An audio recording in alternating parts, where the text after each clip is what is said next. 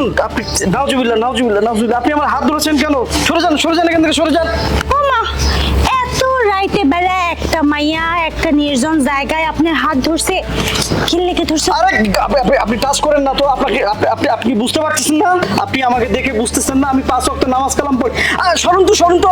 এত সাধার কিছু নাই, আপনার মতো পুরুষরা না কি চাই সেটা আমরা ভালোই বুঝি। আরে হাত ছাড়ুন, আপনি হাত ছাড়ুন, হাত ধরছেন কেন? সরুন। আরে না, আরে ছাড়ুন, হাত ছাড়ুন। বলুন কি বলবেন? আমি ওই টাইপের ছেলে না, ওই টাইপের মানুষ না আমি। আপনারা যে কোন টাইপের আমি তো ভালো করেই জানি। হ্যাঁ, চলেন আপনার বাসায় যাই, পরে আপনার বুঝাইতাছি। আরে না থাকেন, না ছাড়েন। যান, আপনাকে পুরুষ করে না ভালো করে চেনা আছে আমার। হয়তো শারীরিক কোনো সমস্যা, তার লাগে এমন করতেছেন। শুনুন, কি বললেন আপনি আমাকে? আমার শারীরিক সমস্যা না? হ্যাঁ, আপনাকে আমি শারীরিক সমস্যা বুঝাবো যে আমার শারীরিক সমস্যা নাকি? তবে একটা শর্ত আছে। জায়গায় আছেন? কি সত্য?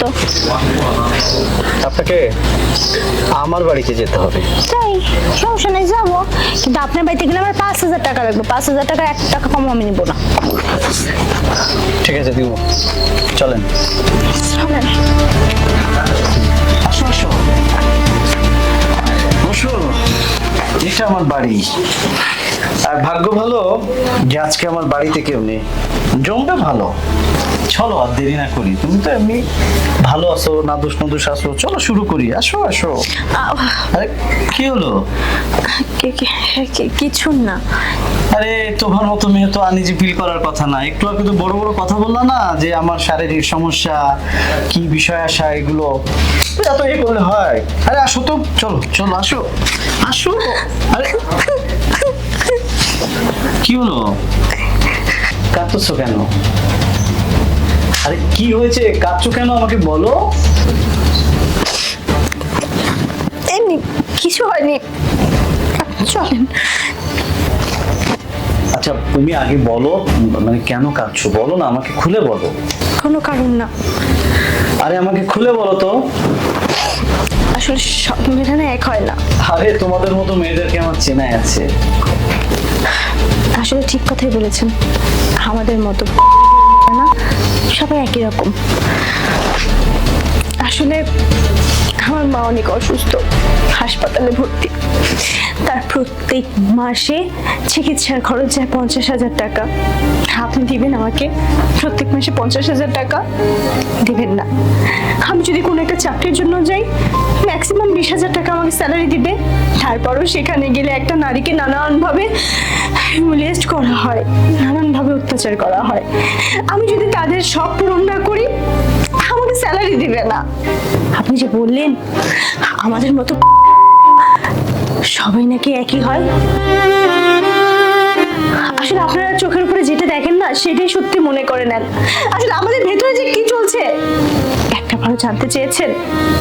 জানতে চাননি। সবাই না ইচ্ছাকৃতভাবে নিজের শরীর বিলানোর জন্য এখানে আসে না, পরিস্থিতির শিকার হয়ে আসে। আমি আমি আমি কি আমার নিজের চোখের সামনে আমার মাকে মৃত্যুর পথে ঠেলে দিতে পারবো? আপনার কি মনে হয় আপনার মা যদি অসুস্থ থাকতো, পারতেন আপনি আপনার মাকে মৃত্যুর পথে ঠেলে দিতে? নিজের প্রশ্নের উত্তরগুলো না নিজের কাছে খুঁজে নেন, তাহলে বুঝতে পারবেন যে সব মানুষ এক হয় না। আমার মা হাসপাতালের বিছানায় ছটফট করছে, মৃত্যু যন্ত্রণায় প্রতিনিয়ত ভুগছে। আমার মায়ের জন্য আমার টাকার ব্যবস্থা করতে হবে, কি করবো আমি কখনো বুঝতে পারি না। তার জন্য আমি এই রাস্তায় নেমেছি। যেটাই করি না কেন আমার মাকে তো আবার সুস্থ করতে হবে। আমার মা ছাড়া আমার এই দুনিয়াতে আর কেউ নেই। থামো। আসলে মা যে কি সেটা আমি বুঝি, মানে তোমার মতো আমার মাও অসুস্থ ছিল, চিকিৎসার অভাবে আমার চোখের সামনে আমার মায়ের মৃত্যু দেখতে হয়েছে। একটা সন্তান কোনোদিন এটা সহ্য করতে পারে না যে বিনা চিকিৎসায় তার মা তার চোখের সামনে মারা যাবে।